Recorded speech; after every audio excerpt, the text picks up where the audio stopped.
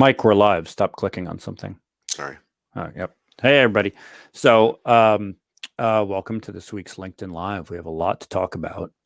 We have Solarwinds, we have Malwarebytes. But first, I would like to congratulate Mike on not wearing a bright white shirt. Oh, well, thank you for that.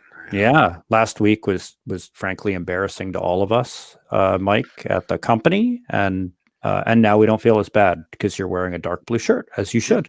Mm-hmm. Well, since I do have 3 events today where I'm going to be exposed to the public, albeit in 2 dimensions only, I thought I'd get with the program. So, as you know, I will be enduring your abuse later today with Alif Dennis and her Fishy Little Liars presentation, which is timely because social engineering is becoming a widely used tactic in like business email compromise. You know, all the research that goes into that and all of the efforts to make somebody look real, like there's somebody that you know, seem to be working. So I'm looking forward to this, even though I'm going to be there to essentially be Vanna White. Is that a joke about wearing white last week? Is that No. why the Vanna White joke? No. No, it's a metaphor that I'm there going to just be gorgeous and point at things. Well, remember R, L, S, T, right? Those are the most common letters. Is that right? No, E is the most common letter. Yeah, but you have to buy a vowel, Mike. You have to buy a vowel. I've got enough for a vowel. Okay. Right. And what's the third presentation today? That was 2. The third one is I'm going to be talking to the counties of the state of Colorado to interest them in setting up a Pisces chapter to monitor their counties and use the data for university student education, right? Training analysts. Oh, because that's what I do. Yeah. That's great. And as far as I know, we still are the only company that gives back to the community in the way we do. And it is just, it's awesome. And I don't just say that because I work here. It is actually awesome. Yeah. So what should we talk about today? You know, are we done with Solarwinds? I saw, you sent me a note earlier saying we're not done with Solarwinds, but so what's going on? We have new details. You know, this really is the gift that keeps on freaking everyone out. So apparently now there are 4 different, let's just call them modules, identified that use different tactics to either perform the initial compromise or to get persistence in the network. And the interesting thing is they're intentionally dissociated with one another. So you can't tie some of the parts back to the original compromise vector, meaning they had, this insurance for getting caught, right? If they expunged the initial vector, they were still going to be embedded in there. So the first one, and right, we have dumb names for stuff. The first one was called Sunburst. This is the first one we knew about, and that was the backdoor in the Orion product. And then they found this thing called Sunspot, and that was code that was embedded in Sunburst. Then there's one Teardrop, which runs Cobalt Strike, which is a commercial network attack kit that delivers payloads to other computers on network once they've established, some persistence there. And that was part of the Orion vector. And then there's another one called Raindrop, which also deploys Cobalt Strike, but is not associated with the original Orion backdoor. And if that's not confusing enough, they did some analysis on the Sunburst code, and they're able to show that it was run through a decompiler, removed all the fingerprints, anything that could identify the actors that did it, recompiled it, and that makes attribution very difficult. So, these were pros. And you brought up Malwarebytes. Yes, Malwarebytes was also hit, but that was different. That was using forged SAML certificates, right? Security assertion markup language, to gain access to O365, but that's all they got, just some internal email. FireEye has released a tool to help identify compromises. There's a great dark reading article about this that talks about the shift to cloud compromise, right? Organized crime is a business. They're going to follow the market. The market goes to the cloud. They go to the cloud. So, in the context of, Solarwinds event and the use of these forged SAML authentication certificates, everything is happening in the cloud and no one sees anything. So at best, you, the victim, get a notification from Microsoft that says something bad's going on. Okay. As an aside, that's why you need to monitor MCAS events, Microsoft Cloud Application Security, and ideally use something called the Graph API interface to ingest Defender ATP data, which is how we monitor the Microsoft Cloud for our customers. So, bad guys are going to the cloud. You need to have eyes in the cloud. And also one really good piece of guidance, and I got to get this out. So if you sync your on-premises privileged account, right, to one that manages Azure Active Directory and 365, that gives someone a lateral path from the internal network to the organization's cloud-based environment. Okay, so if you were a privileged user and you got synced up and you became from a domain admin to a 365 administrative account, all somebody needs is your internal password, and boom, they're in there and they have access to the cloud. And they think these actors are getting more and more interested in real-time data. So that article in Dark Reading and that guidance about syncing the accounts, that's something to pay attention to. Wait, so why are they interested in the real-time data? What's behind that? Well, I think if your objective is the theft of intellectual property, that's probably a good place to get it. But I think just in general, the cloud is where all the data are starting to live, and real time or not, that's the pot of gold. I want everybody to realize that every week Mike throws in that data are as opposed to data is. Okay, how about if I say datums are? Would that be better? No, it's correct. No, but it is specifically not better. Oh my God, the viewer count. Everybody just left. Nobody's watching anymore because of that. But seriously, that's great advice. And it's good to know, that people who attend this and watch this, get something actionable from it. Anything else worth pointing out from the blast this week? Well, I always put in the blast when I get interviewed and we come out in an article. I've been doing a bunch of interviews on the priorities of the incoming Biden administration. And suffice it to say, there are a lot of priorities, and the cyber isn't that high on the list. That said, there is funding for federal, what is there, like 10 billion or something like that got carved out.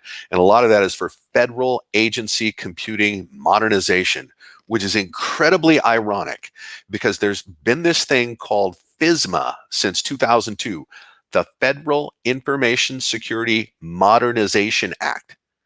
Modernization, 2002. And all of a sudden we got to juice this. What was happening all this time? Come on, but setting that aside, Mike, it was modernizing. It was on auto modernize. It was on auto modernize. Okay. It's a setting in O365, auto modernize. It's in the top left. Okay. The Russian, Chinese, North Korean, and Iranian actors are still with us. And the expectation is that the stick is coming out as payback for hacking the crap out of the U.S. and exfiltrating secrets, intellectual property, and tons of cash, just leaving the country, all of that stuff. So some very competent people are now going into cyber roles way high in the administration, and they're being drawn from the NSA and other agencies that do not play. So my interviews have advocated, as has NASIO, by the way, NASIO, National Association of State CIOs, for funding to get to local government. Espionage is a news story to Americans. The loss of your reliable drinking water or 911 service is a disaster at the scale we actually live our lives. So, let's invest where we can actually make some change that affects people. I'm not going to hold my breath, but I'm going to keep talking about it. Well, I think we have to, for all the people who are like, oh, a pandemic will never affect all of us. Mm-hmm. They were wrong. They're wrong. Wrong. By the way, I was wrong. I didn't think COVID was going to be a big thing. I was wrong. Thought it was just going to go away. So even though it's fun to go through the news with you, talk about the jaw droppers, ironies, comedic events, and cybersecurity, Yeah, I look forward to the day when the news is dull. I realize we're in the business of keeping networks secure, continuing to help businesses and organizations operate. As you say, keep the toilets flush. All of those things happen just fine. This is exhausting. It is. That's what I keep saying. I'm 24 years old. This takes a lot out of you. And it's our business relies on bad guy activity, which is kind of just a weird place to be. It's not going to let up. We're going to have a lot to talk about, and you just have to kind of steel yourself. You know how we know you're not 24? Oh, 24-year-old would wear a better brand of shirt. So you got a few quick hits? quick hits. I mean, like just stuff that happened. Yeah, like stuff that happened. Like, Like this is the part without where the deep dive part. yeah, without the deep dive, this is the part where it's like, all right, people are just catching up, and give them some other things that they can talk about at the water cooler that doesn't exist because everybody's at home. Yeah. So a Chinese group was caught stealing passenger details from airlines to track the whereabouts of interesting people that say bad things about the Chinese. Israel and Iran are continuing to cyber one another every day. I read a super interesting article. I think this may be in today's blast. The Internet versus Democracy. Really worth reading this article. GDP, right? We've said that privacy is going to drive security and controls, and the regulatory environment. GDPR penalties are really spiking up. Still, the largest one is for Google, which I think was 50 million euros, because they didn't have a legal reason for personalizing advertisements. Whoa, watch this space. So remember that guy we talked about, Alejandro Mayorkas, who is going to be the Secretary of the Department of Homeland Security. He has called for a review of the Einstein and CDM programs in federal agencies. CDM, continuous diagnostic monitoring. Einstein is basically their intrusion detection sensor. This classified thing that costs $6 billion is worth about 100 grand.